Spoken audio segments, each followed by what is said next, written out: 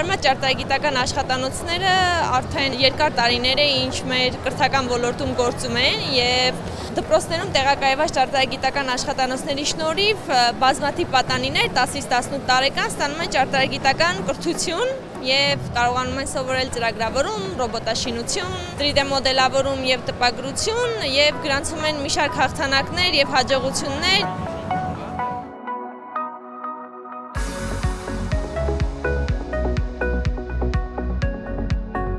Ես Աշոտ Բաղդասարյանն եմ, սովորում եմ Գորիսի իրական դպրոցում, ունեմ իմ սեփական ստարտափը, որի գործունեությունը պլաստիկի վերամշակումը եւ 3D տպագրությունը, ստեղծել եմ այնպիսի մի հաստոց, որը չկա Հայաստանում, ու իր միջոցով պլաստիկի շիշը վերածում է ֆիլամենտ կոչվող նյութին, ու հետագայում ֆիլամենտը օգտագործում է 3D պրինտերներում ու տպում ցանկացած պլաստիկի դետալ։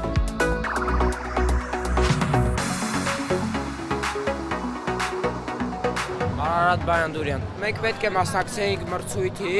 ու մրցույթից մոտավոր 1 ամիս առաջ մեր Ճամբարակ քաղաքում պայթյուն էր տեղի ունեցել գազի արտահոսքից ու բոլոր թվով մտածում էինք, թե ինչ ռոբոտ կարելի է ստեղծել, որ այդպիսի դեպքերը ավելի քիչ լինեն, ու միանգամից մեր մոտ այս միտքը առաջացավ, որ կարող է ռոբոտը գնալ գազատար խողովակաշարի վրայով եւ հայտնաբերել գազի արտահոսք։ Գազի արտահոսքը հայտնաբերելուց հետո այն ունի 3 գործառույթ, բարձր ձայն է հանում այս սենսորի միջոցով, նաեւ GPS tracker-ի եւ GSM մոդուլի աշխատանքի շնորհիվ ուղարկում է գազի վթարային ծառայությանը կամ օպերատորին։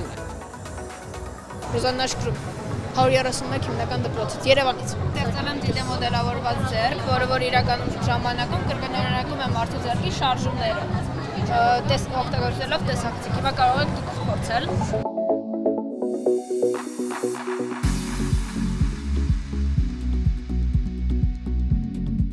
600-ից ավել լաբորատորիա աշխատանոցներ են, արմատ աշխատանոցներ են այս պահին գործում Հայաստանում եւ գրեթե Հայաստանի բոլոր մարզերում, ինչպես նաեւ Երևանում։ Ունենք 17000-ից ավել աշակերտներ նաեւ, որոնք որ սովորում եւ ճարտարագիտական կրթություն են ստանում արմատում։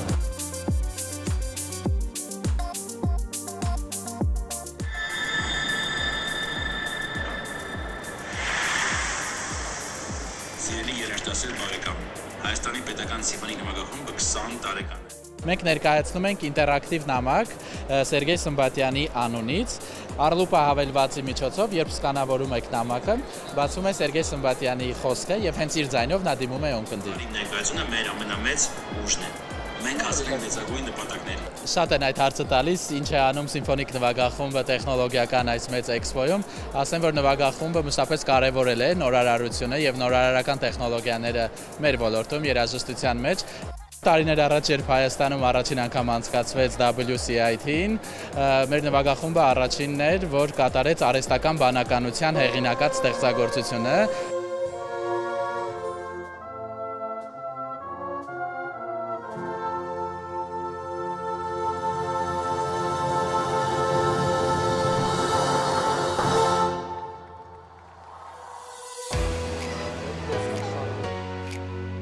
Համայնքային դպրոցներում կան ուսուցիչների մեծ բաց, առարկաներ կան, որ չեն դասավանդվում կամ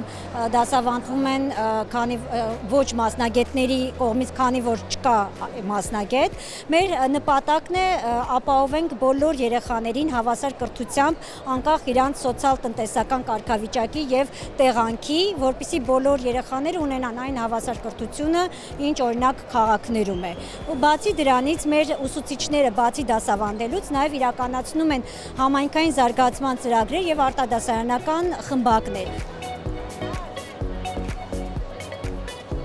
Ունենք Tech for Armenia նախաձեռնությունը, որը հնարավորություն է տալիս IT ոլորտի մասնագետներին աշխատել իրենց գրասենյակում եւ նաեւ համատեղել իրենց աշխատանքը մեր ծրագրի հետ, այսինքն որևէ համայնքային դպրոցում, որտեղ կա թափուր ուսուցչի հաստիկ, այնտեղ 1 տարով իրականացնեն դասավանդում իրենց